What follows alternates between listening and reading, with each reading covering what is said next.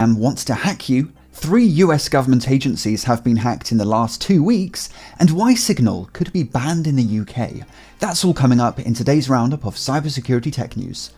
Chatgpt is the fastest growing consumer application in history, reaching 100 million monthly active users in just 2 months. But with the service often unavailable thanks to the insane levels of demand and the recent introduction of a paid option, bad actors are pouncing on the opportunity to make some money of their own. Facebook is being flooded with ads for fake Chatgpt services, and it was actually my girlfriend who stumbled across this particular one. When she told me she'd just seen a Chatgpt ad on Facebook, something just didn't seem right. Why would a service that's been receiving so much free publicity be running Facebook ads? The post promises access to pre-made Chatgpt accounts, which they literally paste usernames and passwords for. This goes beyond suspicious, even for a scam, and just seems strange. Free $50 OpenAI credit, they say, before their diabolical sales pitch that just doesn't make any sense. GPT chat tool is an emerging star in the technology village in general.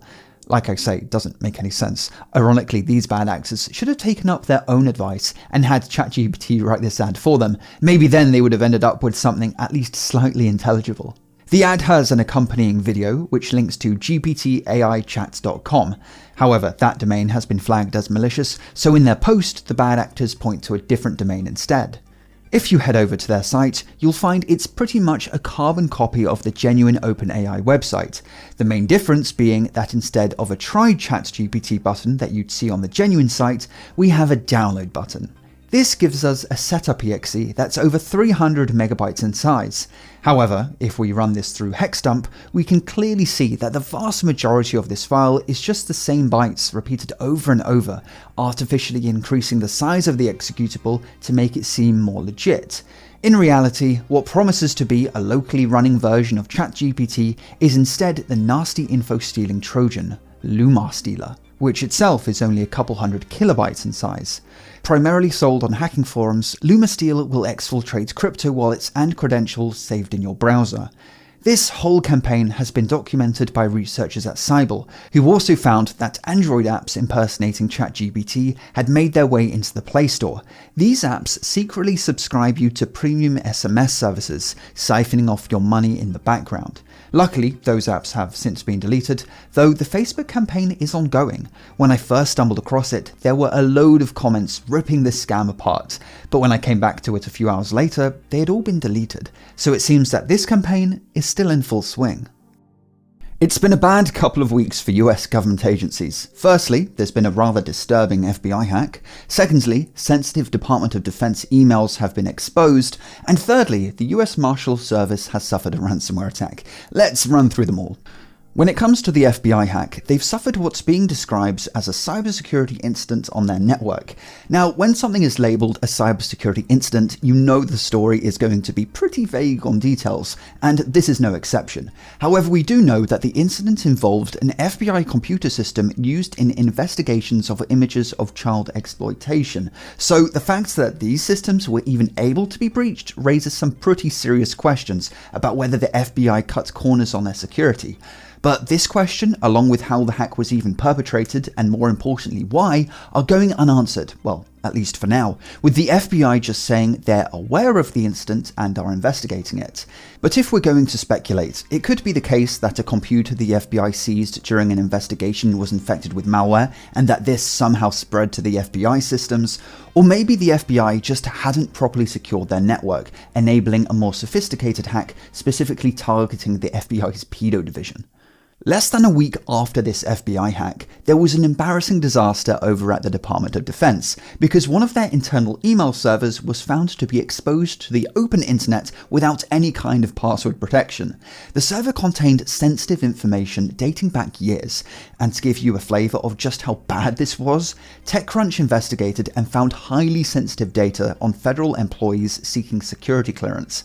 And that'll just be the tip of the iceberg, because this blunder involved 3 terabytes of information. It's the kind of dump that would definitely become the data breach of the year if it was leaked by a bad actor. But luckily for the DoD, the server, which according to Shodan was publicly available for 2 weeks, was discovered by a white hat who tipped off the DoD, enabling them to correct the misconfigured email server which was hosted on Microsoft's Azure for Government. And just a few days ago, we heard of yet another breach affecting a US government agency. This time, it was the turn of the Department of Justice, in particular, the US Marshal Service. When they're not responding to cyber attacks, these guys are responsible for hunting down fugitives and running the Federal Witness Protection Program, and they've just suffered a ransomware attack. The attack affected a standalone US Marshal Service system. Exactly what they mean by standalone isn't clear, and this, unfortunately, is yet another case of details being pretty thin, though we do know that the breach affected law enforcement sensitive information pertaining to the subjects of Marshal Service investigations. Though we don't know which ransomware group is behind it, but I would imagine we can expect to learn more about this breach and exactly how bad it is in the next week or so, when the miscreants behind it publicly claim responsibility and threaten to publicly expose everything they have. The UK government is trying to undermine end-to-end encryption, and of course they're doing it under the guise of protecting the children. If the proposed array of laws pass, the president of Signal has said the organisation would absolutely 100% walk, which would mean Signal disappearing from UK app stores and then potentially having to IP geoblock the entire country. At the root of this is the Online Safety Bill, introduced by our former Prime Minister Boris Johnson, known locally as Bojo. The bill contains a controversial section which has become known as the Spy Clause. This would require messaging apps like Signal to scan every privately sent message for instances of child abuse material. To non-technically literate people, I'm sure this sounds reasonable, but not only would this effectively constitute mass surveillance, but it would also mean weakening end-to-end encryption, providing a backdoor into messaging apps that could potentially be abused by hackers. However, the UK government is adamant that the Online Safety Bill does not represent a ban on end-to-end encryption. Their argument presumably rests on the idea that if messages are scanned on a phone prior to being communicated, then maybe it could be argued that this doesn't technically subvert end-to-end encryption, though it definitely undermines the spirit of it. And this has been enough to set comment sections alight pretty much anywhere you find a discussion of this new bill. Aside from the issue of creating a backdoor that hackers could abuse, there's also the fun problem of government overreach. Can we be sure that the scope of material that messages will be scanned for won't slowly increase over time? And is it a good idea to provide future governments with the infrastructure that would be required to implement surveillance for arbitrary content? Let's not forget, scanning messages in this way has been tried before. In 2021, Apple announced that they would scan all photos uploaded to iCloud for instances of abuse. In fairness to Apple, they did at least try to do it in the most privacy-conscious way possible. However, it didn't matter. Privacy as a concept is incompatible with what is effectively mass surveillance, and the massive public backlash resulted in Apple killing the idea before it even saw the light of day. On page 229 of the almost 300-page long bill, it states that if a company fails to comply, it'll cost them £18 million or 10% of their global revenue, whatever's greater. In addition to Signal's denouncement of this new bill, I was surprised and heartened to see that even Meta-owned WhatsApp has also said that they won't lower security for any government. The UK government says it's not a choice between privacy or child safety. We can and we must have both. This is of course a dangerous lie that cloaks the inevitable compromises associated with diminishing in any way the security of messaging apps. And make no mistake, if this does pass through Parliament, it would embolden the governments of other nations to enact similar statutes. This video was made possible by Linode, who are giving you a $100 60-day credit just for signing up.